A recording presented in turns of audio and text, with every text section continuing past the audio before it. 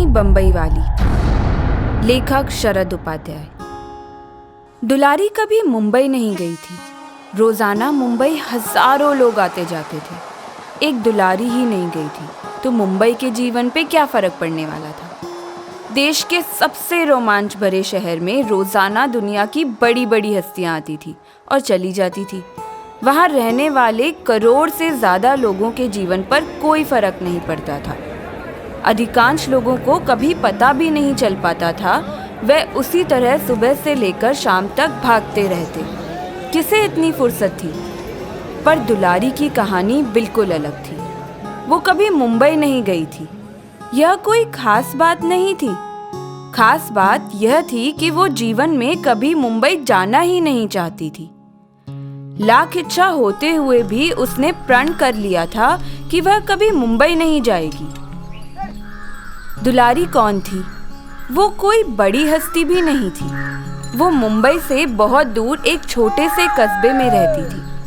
कस्बा इतना छोटा था कि मुंबई वहाँ के लोगों के लिए बहुत बड़ा नाम था, सपना था। ऐसा भी नहीं था कि कस्बे में से कोई कभी मुंबई नहीं गया था। लेकिन जहाँ दुलारी रहती थी वहाँ यह बात सच थी। रेल की पटरी के सहारे बनी झुग्गर झोपड़ी की एक खोली में वह रहती थी। अधिकांश लोग के घर जहाँ टाट और टीन से बने थे, वहीं दुलारी का घर ईंट से बना था और ऊपर टीन की चादर की छत बनी थी। लेकिन केवल मकान की बनावट से उसे कोई विशेष दर्जा हासिल था, ऐसी बात नहीं थी। वो बात थी कि उसका पति गोपाल रेलवे में नौकरी करता था और उससे बढ़कर बात यह थी कि वो लगभग हर माह मुंबई जाता रहता था। वो रेलवे में चपरासी था और उसे हर माह स्टोर से सामान लाने मुंबई जाना पड़ता रहता था। पुराना समय था, इसीलिए कस्बे में घटना वाली कोई भी घटनाएं उन्हें चौंका देती थी।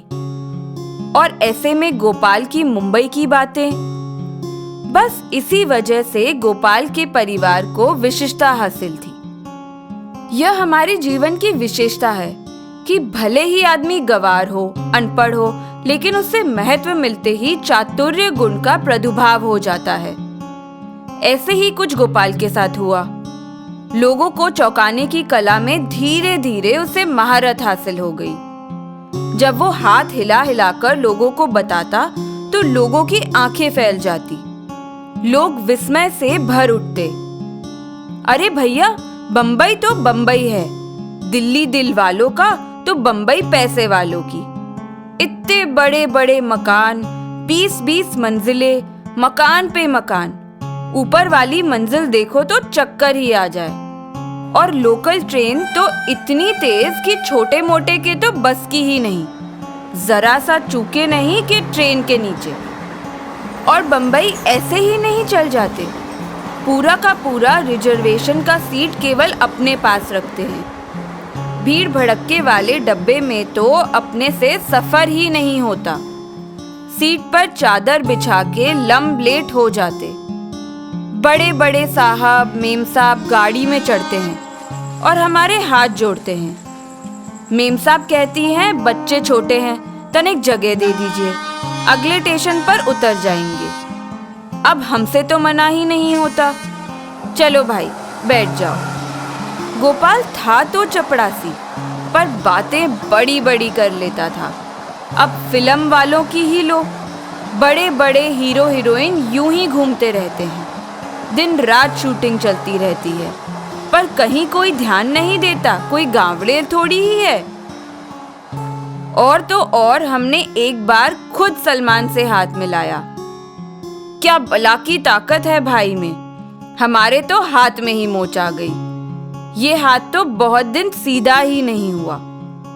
लोगों ने उसके हाथ को अपने हाथ में लेकर देखा और चौपाटी पर खड़े रहो तो सर से गाड़ी निकली तो पता पड़ा आलिया थी। पर कोई ध्यान नहीं देता। कोई तुम्हारी तरह गंवार थोड़ी ही है कि पीछे ही पड़ जाए। गोपाल की बातें लोगों के लिए अचंबा थी।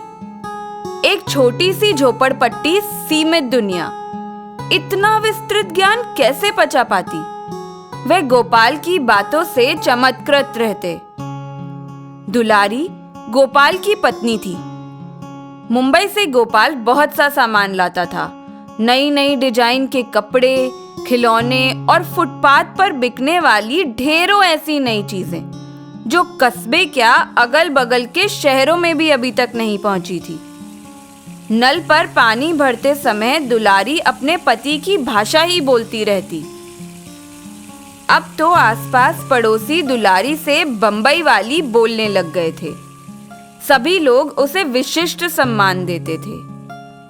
दुलारी मन ही मन इसे संबोधन से खुश होती, पर जब भी वह सब उसे छेड़ते कि तुम्हें गोपाल जी कब बंबई ले जाएंगे, तो उससे आग लग जाती थी। वो तो कब की बंबई हो आती। पर ये करमजली सास यानी गोपाल की माँ।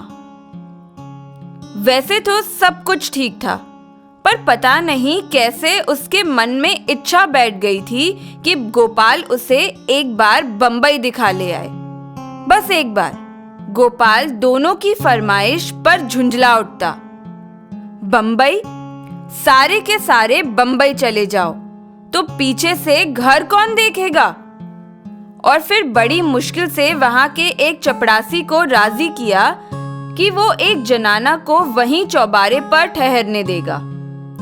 रात को दरी बिछाकर सुला ले और दफ्तर खुलने से पहले वहां से निकल जावे। पर कोई वहां बारात थोड़ी ना रुकने देगा। वो माँ को बहुत समझता था। तू कैसे चल पाएगी? वहां लोकल ट्रेन में एक धक्का लगा कि नहीं बस। और सड़क पार करना वहां ऐसे ही थोड़ी ही है। कहीं हाथ पांव टूट गए तो लोग कहेंगे बुढ़ापा बिगाड़ दिया। दुलारी भी बेछुट बोलती, ले जाओ डोकरी को और धकेल आना समंदर में। बहुत इच्छा कर रही है। देखो, बुढ़ापे में 4 धाम नहीं जाएगी, बंबई जाएगी। माई के मन में बंबई कहाँ से घुस गया, वो खुद नहीं जानती थी। पर जब भी बस्ती की औरतें दुलारी को बंबई वाली कहकर पुकारती तो उसके हृदय पर बर्छियां चल जाती। बंबई तो उसका लड़का शादी के पहले से ही जा रहा था। कायदे से इस नाम पर तो उसका हक बनता था। पर यह बेशरम बंबई वाली सुनकर कैसे इतराती है। गावड़े गांव की लड़की।